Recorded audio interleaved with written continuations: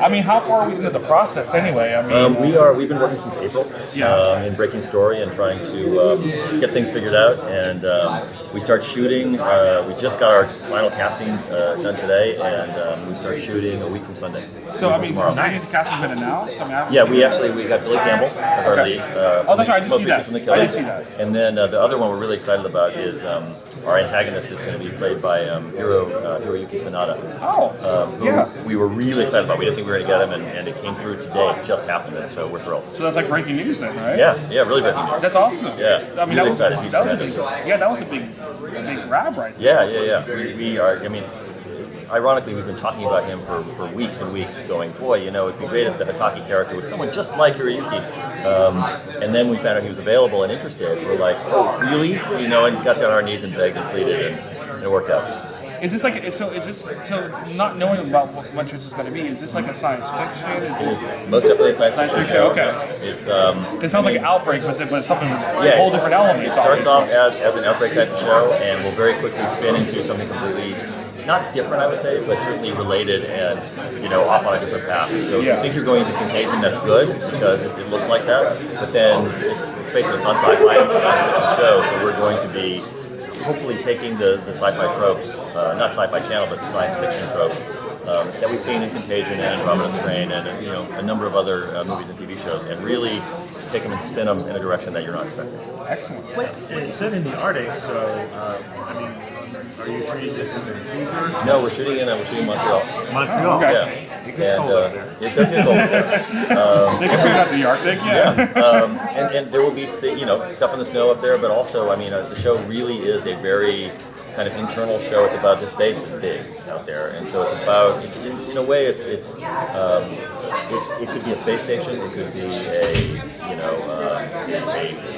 a spaceship even, because the exterior is so hostile, and so we're really trying to capitalize on that and stay within the boundaries of our base and make it the coolest thing possible. What can you tell us about the nature of the epidemic? How is it affecting the human population? Is it regional, Sure. worldwide? Yeah. It starts out very small within this facility, and so then when our team from the CDC gets up there, they very quickly find out that it has the potential to go much farther than that. And so their goal is to try to keep it contained within the base, and then try to keep it contained just inside the base in general, so that it doesn't get out. And of course, there will be all sorts of jeopardy to that. And this is really the kind of thing. This is it will seem to be anyway a world killer that it could get out and cause wreak havoc if it were actually out and somehow got to the general public. And so that is actually going to play as part of our story, because there's 125 people up at this base who a lot of them are going to want to get the hell out. And you can't. What do you do? So. Okay, great. Well, usually in the epidemic movies and television shows, everyone's trying to go to Alaska, go to the Arctic, because those are the sequestered areas where it's not going to spread as quickly.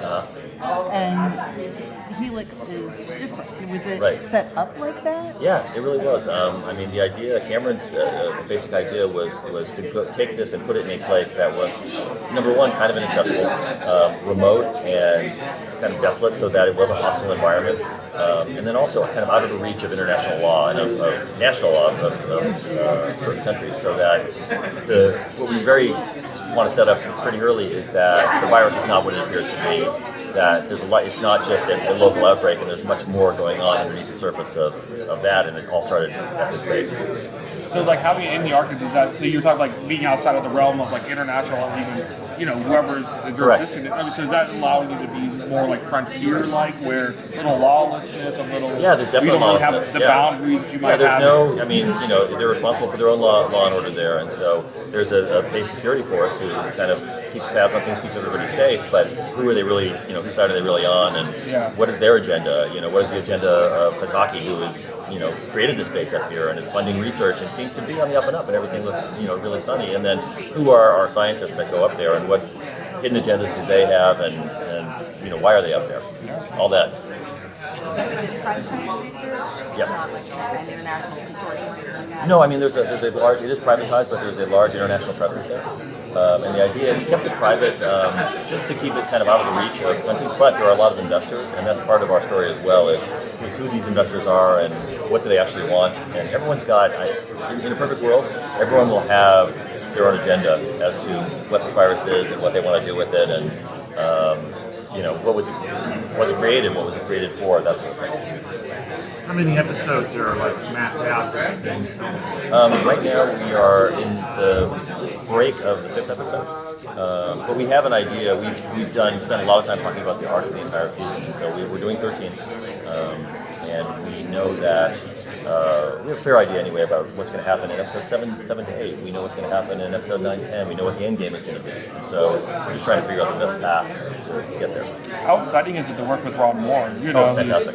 He's Yeah. done so many great projects as well, and is really one of those people that can help play a big role in bringing things Absolutely. to life. Aside from the script, really Ron's involvement was the key kicker for me. I've been really lucky in my career to have worked on a number of good shows, and the opportunity to work with Ron was huge. I was like, wow, that is something I can't pass up. If I even liked the script, which I liked a lot, it felt like an opportunity not to be missed, and he's been phenomenal.